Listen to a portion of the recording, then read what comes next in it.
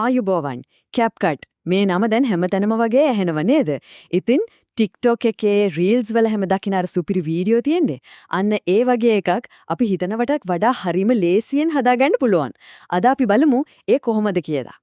TikTok, Reels, Shorts මේ වගේ social media platform වල දකින්න ඒ ලස්සන creative videos ඒ වගේ එකක් තනියම හදාගන්න පුරුවන් නම් කොච්චර හොඳද?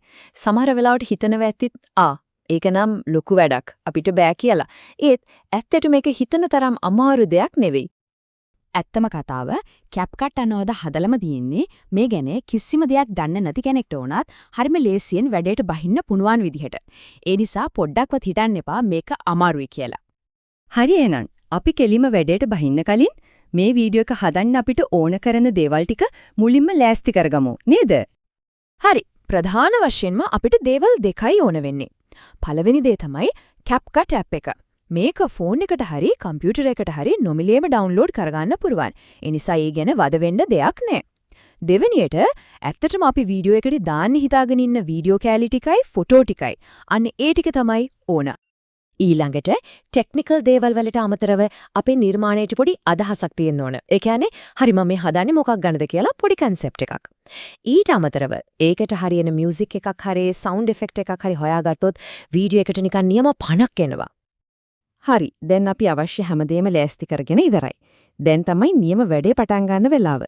අපි කෙලින්ම CapCut app එකේ ඇතුළට ගිහින් බලමු මොකද්ද වෙන්නේ කියලා. මේක හිතනවට වඩා ගොඩක් ලේසි. මුලින්ම app එක open කරාම ලොකුවට පේනවා new project කියලා බටන් එක. අන්න ඒක tap කරනවා. ඊට පස්සේ කෙලින්ම යන්නේ phone එකේ gallery එකට. එතනින් ඉතින් අපේ වීඩියෝ එකට ඕන කරන clips ටිකයි photo ටිකයි තෝරලා add කියන එක දෙනවා. එච්චරයි. දැන් තෝරගත්ත හැමදේම edit කරන්න ලෑස්ති පිට තියෙනවා. හොඳයි. එඩිට් කරන්න ගත්තම නිතරම පාවිච්චි වෙන හරිම වැදගත් දේවල් දෙකක් තියෙනවා. එකක් තමයි trim කරන එක. ඒ කියන්නේ වීඩියෝ ක්ලිප් එකක මුලින් හරි අගින් හරි තියෙන අනවශ්‍ය කොටසක් කපලා අයින් කරන එක.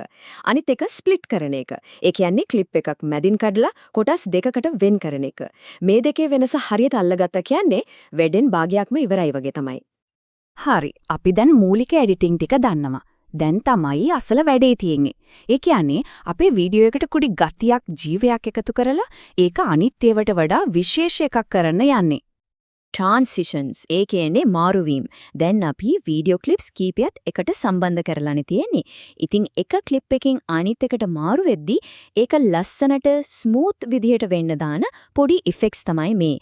CapCut එකේ මේ වගේ transitions පිරීලා තියෙනවා. කැමති එකක් තෝරගන්න විතරයි තියෙන්නේ. එක ක්ලික් එකයි වැඩේ පට්ට ලස්සන වෙනවා. ඔඩියෝ ඒ කියන්නේ ශබ්ද. හිතන්නකෝ නියම මියුසික් ට්‍රැක් එකක් දැම්මම වීඩියෝ එකේ මුළු ගතියම ඒ කියන්නේ මූඩ් එකම වෙනස් වෙනවා. සතුට වීඩියෝ එකක් නම් ඒ සතුට දෙගුණ වෙනවා. දුක හිතෙන එකක් නම් ඒ හැඟීම තවත් දැනෙනවා.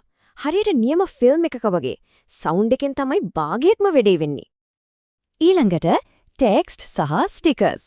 සමහර වෙලාවට අපිට වචන වලින් මොන හරි දෙයක් කියන්න ඕන වෙනවා. එතකොට ලස්සන ෆොන්ට්ස් වලින් ටෙක්ස්ට් එකතු කරන්න පුළුවන්. නැත්නම් නිකම් ෆන් එකට වීඩියෝ එකට පොඩි පර්සනැලිටි එකක් දෙන්න කූල් ස්ටිකර්ස් ටිකක් දාන්නත් පුළුවන්. මේවයින් වැඩේ තවත් ලස්සන වෙනවා. ඉෆෙක්ට්ස් සහ ෆිල්ටර්ස්. මේක නම් නියම මැජික් එකක් වගේ වැඩක්. හිතන්නකෝ එක ක්ලික් එකෙන් විතරක් මුළු වීඩියෝ එකේම පෙනුම වෙනස් කරන්න පුළුවන්.